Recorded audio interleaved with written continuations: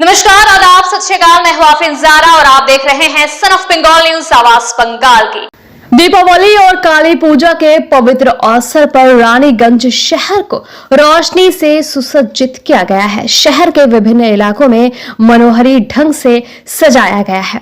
दुर्गा पूजा के बाद काली पूजा और दीपावली के इस पवित्र अवसर पर पूरे देश के साथ साथ रानीगंज शहर भी दूधिया रोशनी से जगमगा गया है।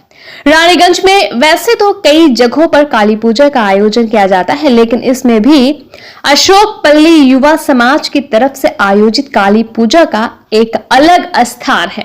इस बार इनके द्वारा आयोजित काली पूजा का ये 53वां साल है। इस बारे में जब हमने कमेटी के एक सदस्य से बात की तो उन्होंने कहा कि इस बार उन्होंने काली पूजा पंडाल का थीम भारत के प्राचीन आदिवासी परंपरा को बनाया है।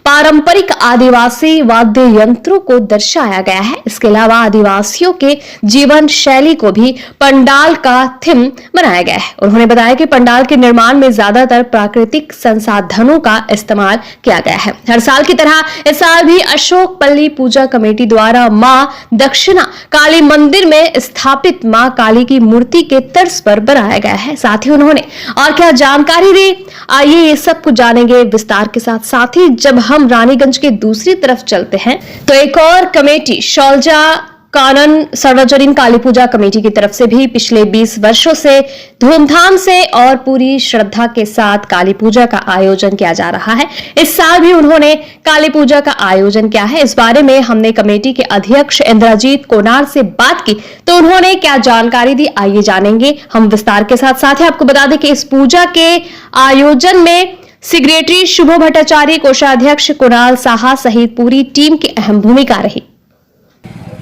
শৈলজা কানন সার্বজনীন কালী পূজা এবছর আমাদের 20 বছরে পা দিয়েছে। 2006 সাল থেকে আমাদের এই পুজো শুরু হয় এবং পায়ে পায়ে এগিয়ে গিয়ে আজকে 20 বছরে আমাদের পদার্পণ করেছে। এই 20 বছরে আমরা মানুষের মধ্যে সমন্বয় সৃষ্টি করার জন্য যে জায়গা, সেটা হচ্ছে সর্বধর্ম সর্ব সমন্বয়ে একটা পথ যেটা তৈরি হয়েছে। সেটা আমরা এই ছবির মাধ্যমে বিভিন্ন থিমের মাধ্যমে আমরা এটাকে তুলে ধরেছি।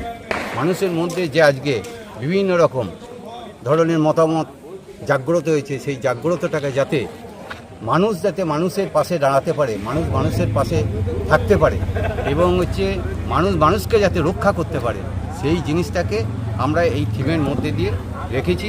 এবং এখানে বিভিন্ন মনীষী বক্তব্য আছে, সেই বক্তব্যের মাধ্যমে যাতে মানুষকে ভালোবাসা যায়। মানুষই হচ্ছে আমাদের আসল জায়গা। শিল্পীরা কোথা থেকে এসেছে, যেভাবে নৈপুণ্যতার সাথে এখানে দক্ষতা ফুটে উঠেছে, তো শিল্পীরা কোথা থেকে এসেছে, কতদিন ধরে এরকম একটা স্ট্রাকচার এই প্যান্ডালের? প্রায় আমাদের 20 দিন ধরে এই কর্মকাণ্ড চলছে।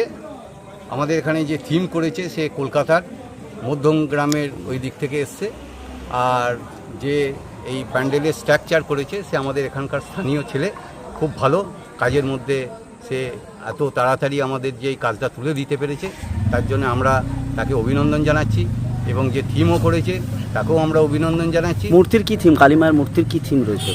কালী মায়ের মূর্তির থিমটা একটু অন্য ধরনের, সাধারণ যেটা হয় তার থেকে একটু অন্য ধরনের, মানুষের প্রতি যাতে এই ভালোবাসা যেটা একটা অ্যাট্রাকটিভ হয়, আকর্ষণ হয়, সেই ধরনের একটা মূর্তিকে আমরা মানুষের সামনে নিয়ে এসেছি। পুজো কয়েকদিনকে ঘিরে কি কি সাংস্কৃতিক আমাদের পুজো ঘিরে আমাদের যেমন উৎসব আছে, তেমনি আমাদের কয়েকটা প্রোগ্রামও আছে। তেমনি 20 তারিখে তো কালকে পূজা, কোনো রকম কিছু হবে না, কিন্তু 21 তারিখে আমাদের এখানে একটা প্রোগ্রাম আছে, বাউলের প্রোগ্রাম, বাইরে থেকে আসছে, সারেগামার যে আছে তার মধ্যে যুক্ত আছে সে। আর তার পরের দিন 22 তারিখে কি আছে, ডান্সের একটা প্রোগ্রাম আছে, একটা ট্রুপের একটা প্রোগ্রাম আছে। নিয়ম সূচি বিধি তিথি অনুযায়ী পুজো কটার মধ্যে শুরু হয়ে যাবে কালকে? প্রারম্ভিক সময় কি পুজো? সন্ধ্যে 7টার পরই তো তিথি পড়ে যাচ্ছে, তারপরেই আমাদের কালী পুজো শুরু হবে। এবং শৈলজা কানন সার্বজনীন কালী পূজা কমিটির উদ্বোধন কালকে কিভাবে করছেন আপনারা পুজো? আমাদের উদ্বোধন এখানে এমনি তো প্রত্যেক বছরই হয়, আমরা এবছরও একটা উদ্বোধনের মাধ্যমেই করা হচ্ছে। কিন্তু কেউ আসছেন কিনা? আমাদের এখানে আসছেন, এমএলএ সাহেব আসছেন পুজোর প্রারম্ভিক সময়েতেই তিনি আসবেন এবং এসে তিনি মাকে দর্শন করবেন এবং আমাদের সবাইকে আশীর্বাদ করে যাবেন, যাতে আমরা আরও ভবিষ্যতে ভালো করে খিচুড়ি প্রসাদ মায়ের যে বিতরণ মায়ের হয়, খিচুড়ি প্রসাদ হবে আমাদের 24 তারিখে আমাদের বিসর্জন হবে, এবং ওই দিনই আমাদের রাতের বেলা সকলকে আমাদের খিচুড়ি প্রসাদ বিতরণ করা কি হবে। বাজেট টাচ করছে যদি জানান? আমাদের মোটামুটি ওই 3.5 লাখ টাকার আশপাশ।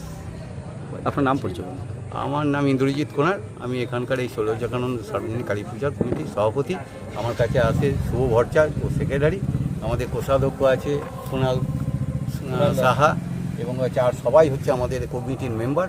সকলে মিলে প্রচণ্ড প্রচেষ্টার মধ্যে এই জায়গাটাতে আমরা আসতে পেরেছি।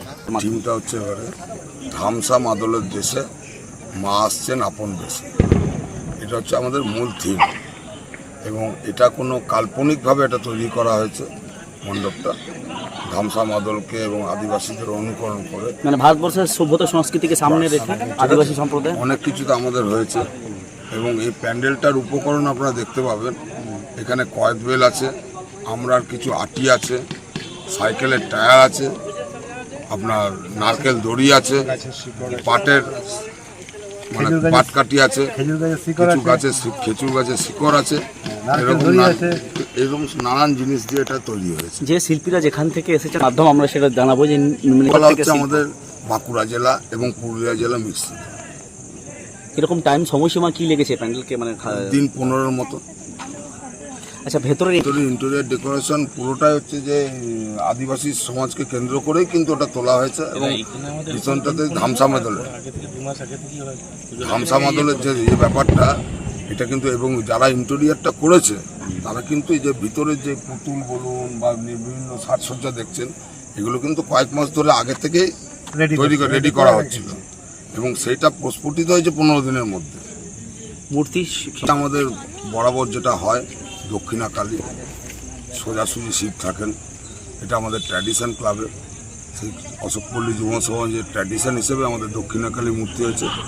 এবারে আমরা যেটা করেছি সেটা হচ্ছে মানে কোনোদিন যেটা আমাদের করিনি সেটা এবার করা হয়েছে, সারদামণি রামকৃষ্ণকে পাশে রাখা হয়েছে, হ্যাঁ, এবং এটা সমাজের কাছে একটা বার্তা দেওয়ার জন্যে যে শান্তি বজায় রাখা এবং সকল ধর্ম যে সমান, এই বার্তাটা দেওয়ার জন্যে সারদামণি এবং রামকৃষ্ণকে রেখে আমাদের দক্ষিণাকালীকে এবারে প্রতিষ্ঠিত করা হয়েছে।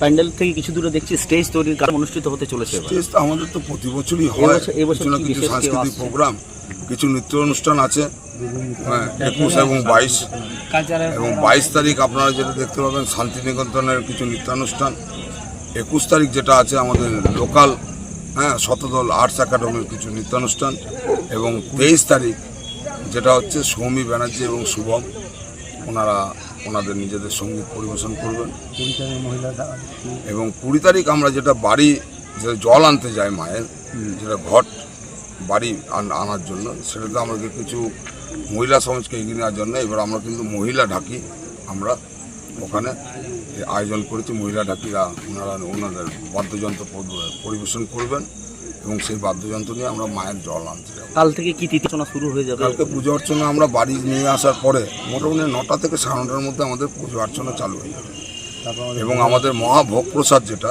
অশোকপল্লী যুব সমাজ রানীগঞ্জের মধ্যে একটা নাম রাখে, প্রচুর মানুষ এখানে মায়ের মহাভোগ প্রসাদ গ্রহণ করেন, সেই ভোগ প্রসাদও আমরা আয়োজন করেছি অন্যান্য বারের মতো এবারও, তাতে কোনো ত্রুটি নেই, এবং রানীগঞ্জের সমস্ত নাগরিকদের আমরা আহ্বান করছি मायर भोग प्रसाद। सन ऑफ बंगाल के माध्यम से हर खबर आप तक सबसे पहले पहुंचाई जाती है। सन ऑफ बंगाल जहां यूट्यूब, फेसबुक और वेबसाइट हर जगह पे है। हमारे यूट्यूब पे आप देखिए सन ऑफ बंगाल की खबरें। इसके अलावा सब्सक्राइब कीजिए, फेसबुक पे जाइए, फेसबुक पेज को फॉलो कीजिए। इसके अलावा हमारे वेबसाइट पर भी जाकर आप देख सकते हैं हर तरह की खबरें सबसे पहले। जी हाँ, हमारा वेबसाइट है www.sonofbengal.in। धन्यवाद।